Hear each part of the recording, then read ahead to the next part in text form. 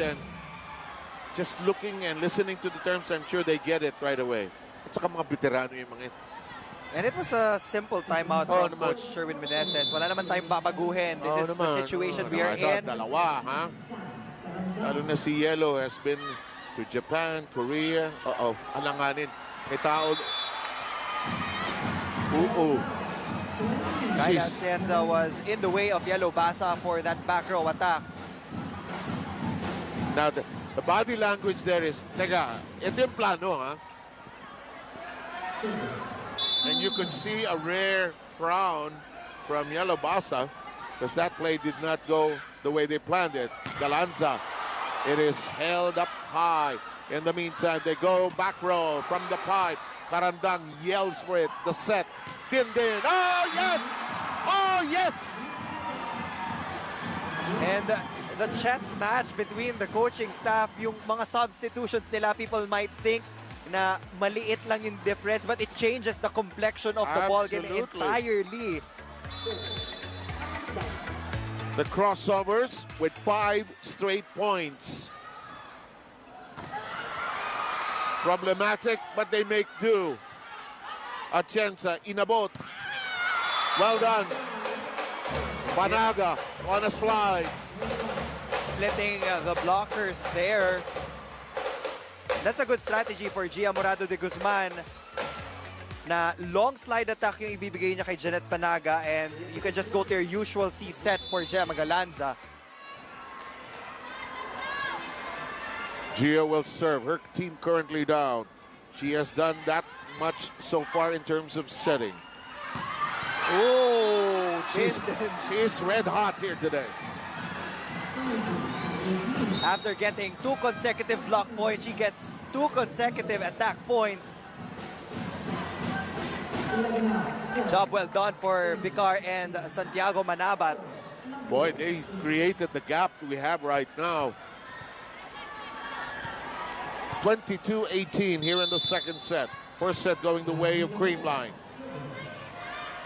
Nabor, long.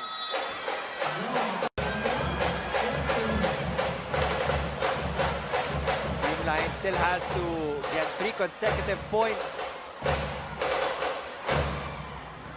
Now they will have Yellow Basa, Janet Panaga, and Tots Carlos in front. Galanza, Laure, digging it up. Savijevic, big dig by Gia from downstairs. Counter by Laure. Nabor with a set. Double rejection. It is out.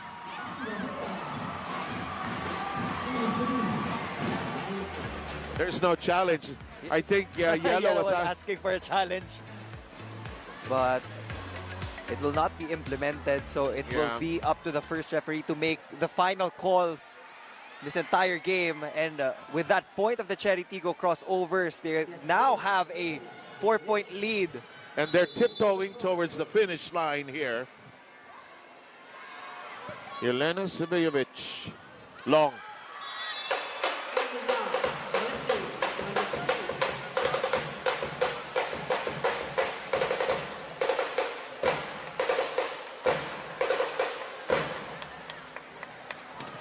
Janet Panaga will serve. She has also improved vastly. Laure. But Gia unable to handle the red-hot volleyball. And we arrive at set point for Chery Tiggo. Chaya Odorodor will be serving for the crossovers. And they're hoping to make a final ace to seal the second set. Si Rosel Baliton, parang little girl. Natuwa, ano? Papasok si Adorador. Halika.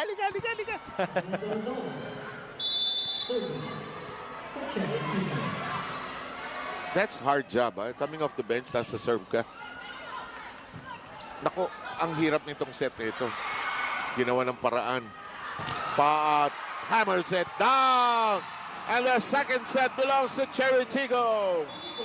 We have a ball game. And they added 5 bonus blocks. So from offense to defense, that was Chery Tiggo set to get.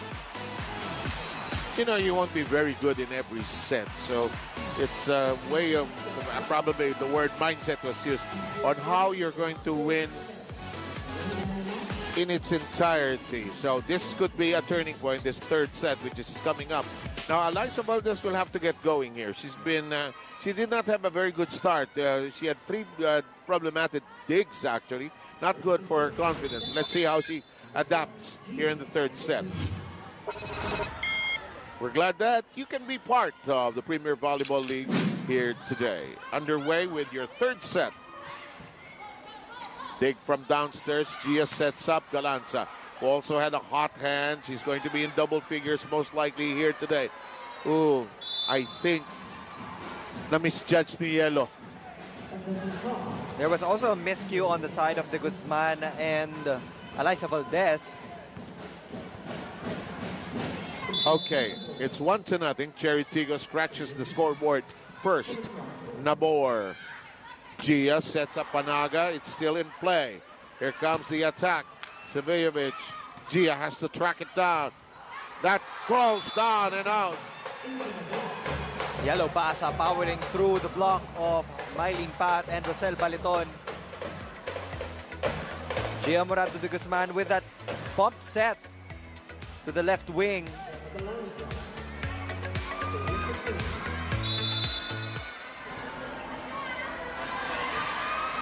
Okay, from Michelle Cobb, the question we posed today, which libero will get the most digs between Ate Buding or Ate Kyla? Ikaw na, ikaw bata, ikaw magpasa. From Redentor, Kyla Atienza is leading among other players in the digging department. And for they would need to work hard for today's match to dig the attacks of their opponent for them to get to that 5-0 record. And this one is from Riri. I think that Kyla, she's doing such a good job since the beginning and improved so much that she's the best libero. She was the best libero during the ABC. Ang ating mga fans ay masugid na sumusunod sa ating aksyon. 2-all tayo rito sa ating third set, sorry.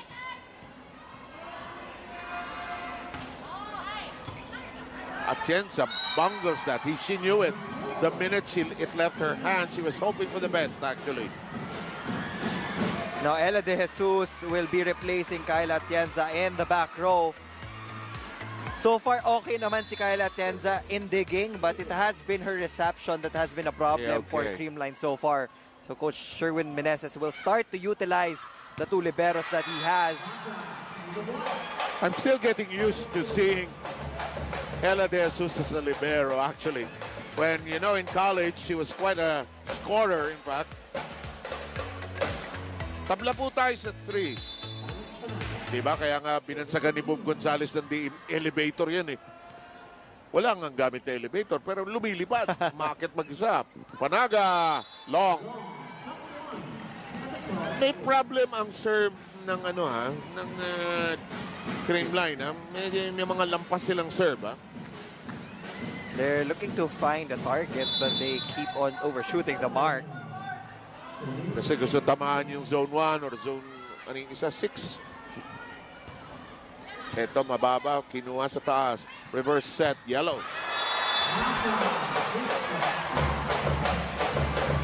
Getting it to go is Yellow Basa.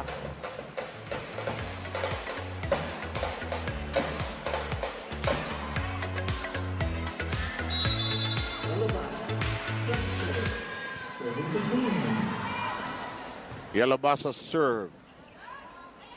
Close to the net on the set. Karandang, I think she missed it.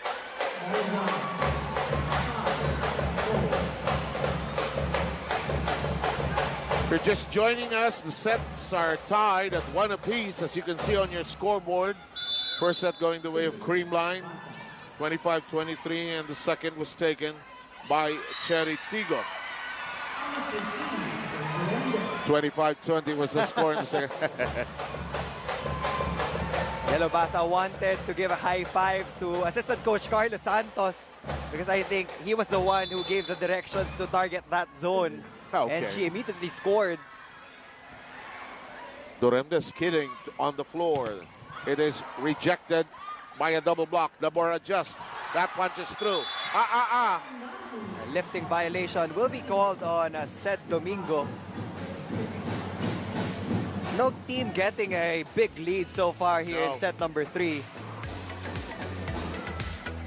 The biggest leads, the only big lead was that 6-0 surge by Creamline at the start in set number 1. Alyssa Valdez gets to it, gets to attack.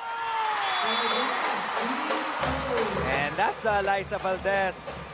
Nakilala na lahat. Starting off with a good pass, approaching for that attack and converting that point for the Cool Smashers.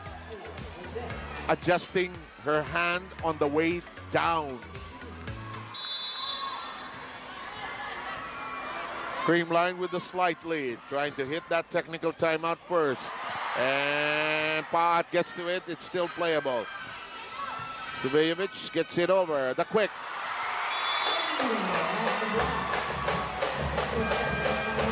We arrive at the first technical timeout of the third. It's 8-5 in favor of Creamline. Don't go too far. No whistle, you play on. Ella falls to the deck but keeps it alive. Galanza! Sent to the crowd, roar again! The defense of Ella De Jesus getting activated, and Gemma Galanza making sure to get that point after that hard-fought rally. Again, very simple swing and snap of the wrist from Gemma Galanza. Yung mga hindi inabutan si Ella De Jesus na nag-i-spiker, ganun ho si Ella dati, parang si Galanza. But I like the way she adjusted to this new role. Huh? In the meantime, it's 9-6 here in the third.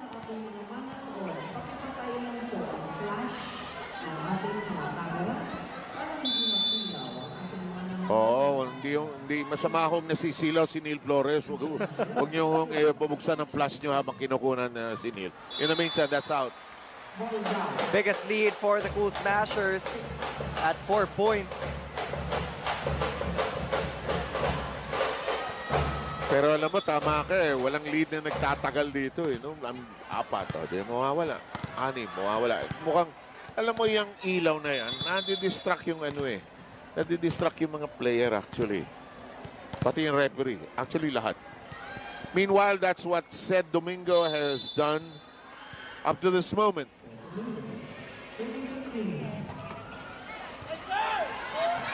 This is playable. Mylene Pat. Yellow Basa got to it. Galanza unloads. What a dig from Buding Tremdes. In the meantime, the attack off the blockers. And hindi nila sinayang yung effort ni Buding. Buding Tremdes is the number 4 best digger of the league. She's also number 10 in receiving. Di ba si Buding, did she decide, she wanted to stop for a while and study medicine yata? I'll confirm. In the meantime, that's down and out. Gia de Guzman with a rare 1-2 play on the second touch.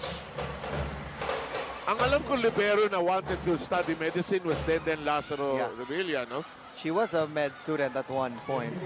Alam ko biology ang undergrad niya eh.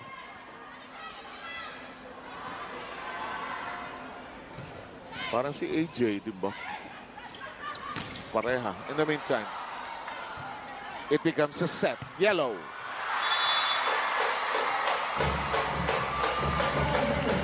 Yellow Basa adding on to their lead, which is now at 5 points. Prompting Chery Tiggo to utilize the timeout. Coach Esteban wants to discuss a lot of things, I suppose. So, huwag yung action time yung mga defenders ng crossovers. Oo, totoo. Malablazing nga ang ginawa eh.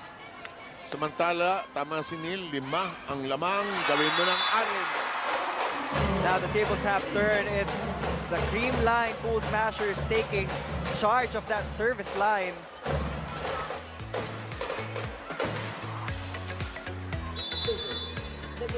Savejevic unable to keep it in play. It's a 6-point spread right now. Regalo. Not so.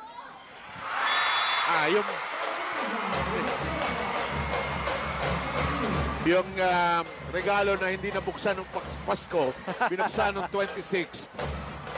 Creamline doubles up on the Chery Tiggo crossovers. It's 14 serving 7. That was a smart move by Galanza. Kung pinalo niya with one hand, baka na-block. Diniinan niya para bumaon eh.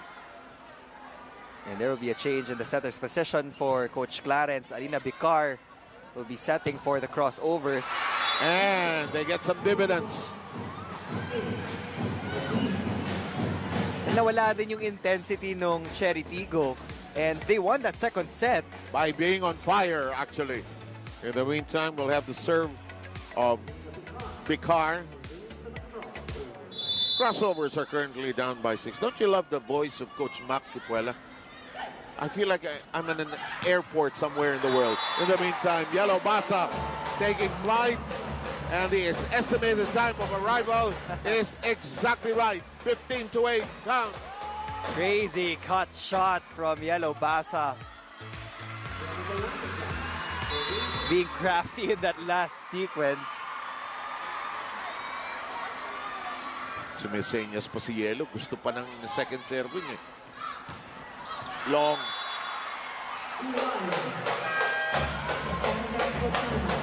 And Creamline currently posting its biggest lead in this third.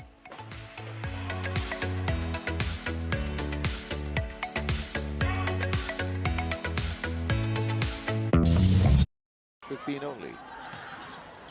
Continuing with this battle, it is now 17-8.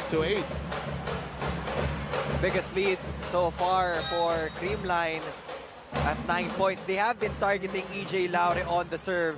That's why Shaya Adorador is there para makakuha ng unang pasa muna so that Alina Bicar can set up the reinforcement or Mylene Paat. And get their offense going. Rain Tixon as a report. Rain? Be tactical. Yan ang paulit-ulit na sinasabi ni Mylene sa kanyang kapunan. The crossovers put emphasis on converting second chance opportunities and minimizing errors as they ended with 7 in the second set. Chery Tiggo's head coach Clarence Esteban reminded his squad to pump up the intensity and focus on what they've practiced. Let's go back here to more volleyball action in set number 3. And two key words by my partners here today emerged from that report, and Neil pointed that out also. The intensity factor seems to have dissipated on the side of Chery Tiggo. They're down now by 9, 18-9. Parang yung control of the match has shifted completely to Creamline.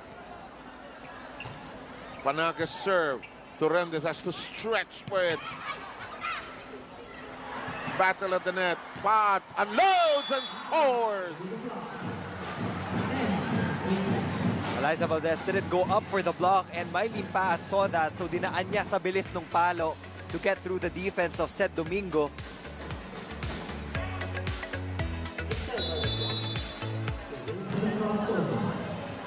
Crossovers down by 8. Baliton has had a good game. Galanza, reverse set Basa. Baliton has had a good game so far, but so has Yellow Basa. Now here's that substitution pattern that has worked for Creamline. The Gumabaw Negrito entrance in that first set was beneficial to them. 9-point lead by the Cool Smashers. Negrito, she's made her contributions as well as the alternate setter. Torrendes got to it. Paat lifts it high. It's going to be tossed easily over. Here comes Negrito's jump set. Valdez. Bicar.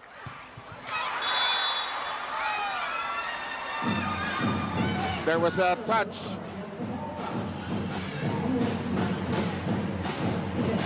Yep, that point will go to the Chery Tiggo crossovers. No challenge there. Literally and figuratively. Literally and figuratively. 8-point lead. But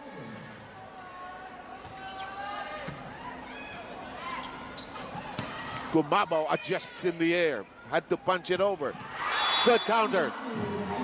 That might be the impact play for Chery Tiggo to get back that momentum and intensity that we've been looking for. You know, I hear this very often. You may not be able to turn over the set, but you're trying to build and light the fire for momentum going into the next set because it's already at 19-12. But let's see. This one is elevated high. Adorador with a good slash. Gumabo's counter. Carandang flying. Gumabo touches it over. Carandang wants it back. Galanza. Reverse set. Valdez.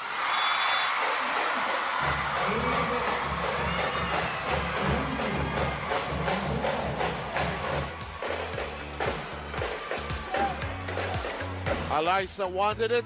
She got it. That was the 4th point of Alyssa Valdez in this ball game. Didn't have the best of starts actually, huh?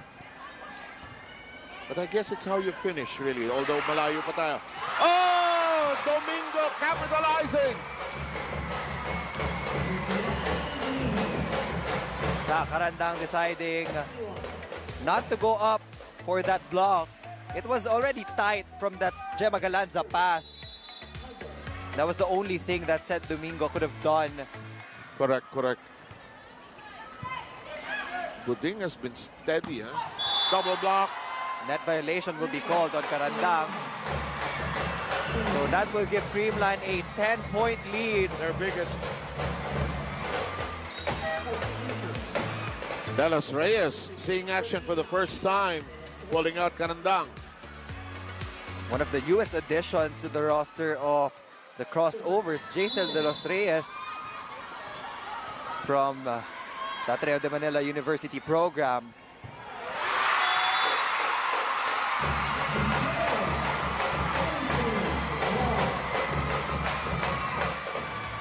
Watch this. Alyssa Valdez gets an ace. Make that 5 points for Alyssa Valdez. This is so not the form of Chery Tiggo when they took that second set. Doremdes. Gentle touch by Adorador. Keeps it in play.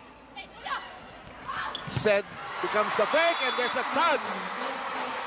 6 points for Michelle Gumabao, 5 in the first set.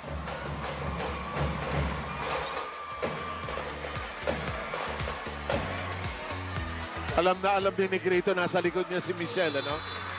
Ever reliable. And that will put Creamline at set point. Paat. Ella. Galanza dumped it over.